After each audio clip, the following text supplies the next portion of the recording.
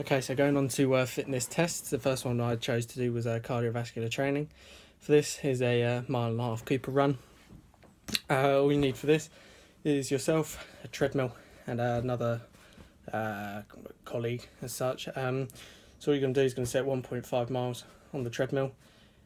Participant has to run it as quick as they can whilst the other person puts down the results. The advantage of this is that the treadmill will come up with the time, so there's kind of no need to worry about that, which means that the results will be accurate and it can be compared against the normative data quite easily. However, it can be quite time consuming if the person has an injury, because if they have a lower body injury such as a leg injury, it will take them slightly longer because they'll be hindered when it comes to the running part. And also the fact they need a partner, which means it can be a bit of an ache for them giving up some of their time for it. Anyway, moving on to muscular endurance, we have push-ups in a minute. Push-ups in a minute is quite simple. You have a mat, you, and again another person. For this, the other person has got their fist on a mat, kind of like pointing upwards, and the person has to get into the press-up position and do as press-ups as they can in a minute. But a rep will only count when their chest hits the fist.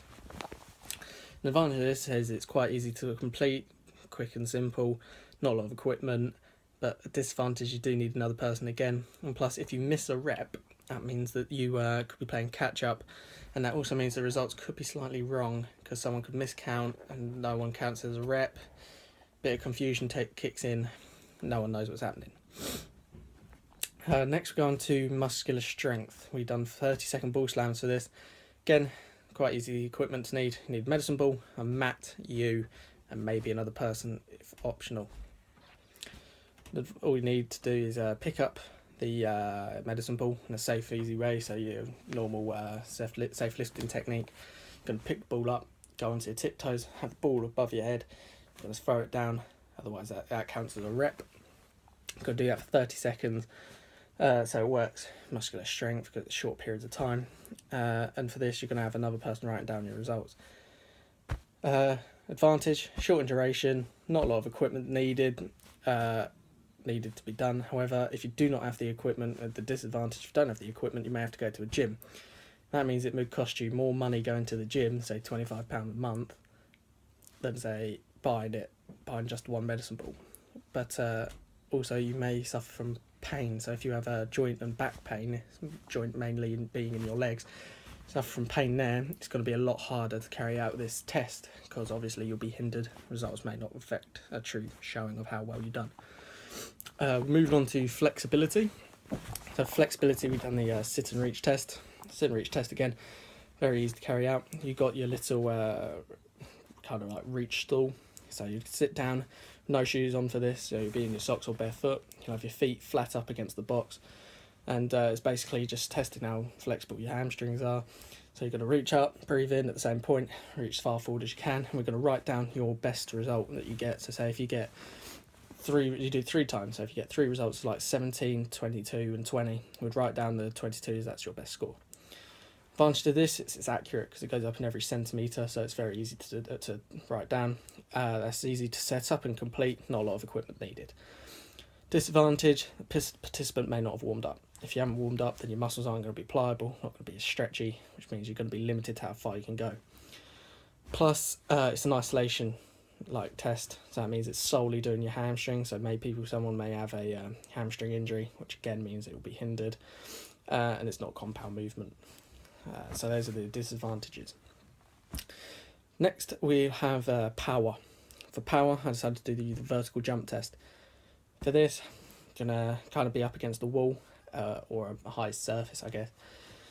Gonna go down into a squat position and use your explosive power to power yourself up. And then when you get to your highest point, you're gonna tap on the wall, and the other person for this test will mark where you got. Write down your results. I believe you should do it about 3 times to make it a fair and equal test. And again, kind of like the sit and reach, you'd write down the best result they get. Advantage, easy to set up, hardly any, if any, equipment needed. All you really need is kind of a tape measure, if that. You might have already had the markings done up on the wall. Disadvantage, again, someone else is with you. Could be some confusion on heights, etc. And if they check the mark, they could mark it as you were lower than you thought, and then that may not be an accurate result again. and that could take some time, seeing as you got to sort out who's got who, or who's where, sorry. Alright, finally we'll have body composition. For this one I've done the hip to waist ratio. So this is kind of so body composition is your ratio of fat, bone and muscle that is in your body. So hip to waist ratio is kind of seeing how much body fat you'll have on you. So I think it's very simple. You just gotta have tape measure or calipers, and you or that might be. We'll introduce the skin fold test as well into this. So you'll have your calipers, and you'll basically just try and squeeze their back, or their, in this case, hip and waist, and that will give you a result of how much fat they have on their body. However, a disadvantage of doing this, if we look at the skin fold test, is that it's quite intrusive in the sense that the client has to get their clothes off, which can be seen as a bit dodgy, and we wouldn't really do it in college because it is a bit of a shady area that we can't really go into. And yeah, and accuracy could be out, if it's out by slightly inches or centimetres, that could mean the matter of you being in the healthy section on the normative data, or the say overweight or obese section even.